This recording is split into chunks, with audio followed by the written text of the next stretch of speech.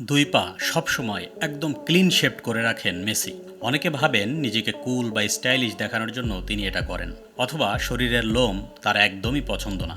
কিন্তু আসল কারণটা বেশ অদ্ভুত।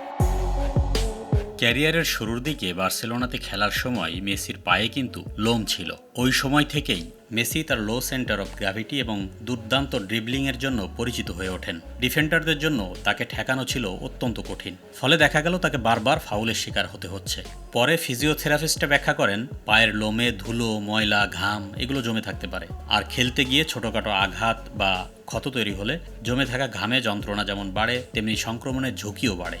এর বাইরেও লোম শেপ করলে দারুণ কিছু উপকার মেলে। পায়ের লোম না থাকলে ডাক্তার বা ফিজিওদের জন্য ক্ষতস্থান পরিষ্কার করা এবং ব্যান্ডেজ লাগানো সহজ হয়ে যায়। অপরদিকে পেশাদার ফুটবলারদের নিয়মিত গভীর মাসাজ নিতে হয়। পায়ে লোম থাকলে মাসাজের সময় লোশন বা তেল ব্যবহার করতে গেলে অস্বস্তি তৈরি হয়। ফুটবলারদের পায়ের গোড়ালি বা মাংসে প্রায় স্ট্রাইপিং বা টেপ ব্যবহার করতে হয়। লোম না থাকলে এই টেপগুলো পরাতে এবং খেলা শেষে টেনে তুলতে সুবিধা হয়। আরেকটা বিষয় হলো, পায়ে লোম না থাকলে মোজা এবং টেপের মাঝে ঘর্ষণ কম হয়। এর ফলে খুব সূক্ষ্ম হলেও মেসির দৌড়ানোর সময় দ্রুত গতি তুলতে বাস্তবিক অর্থেই কিছুটা সুবিধা হয়।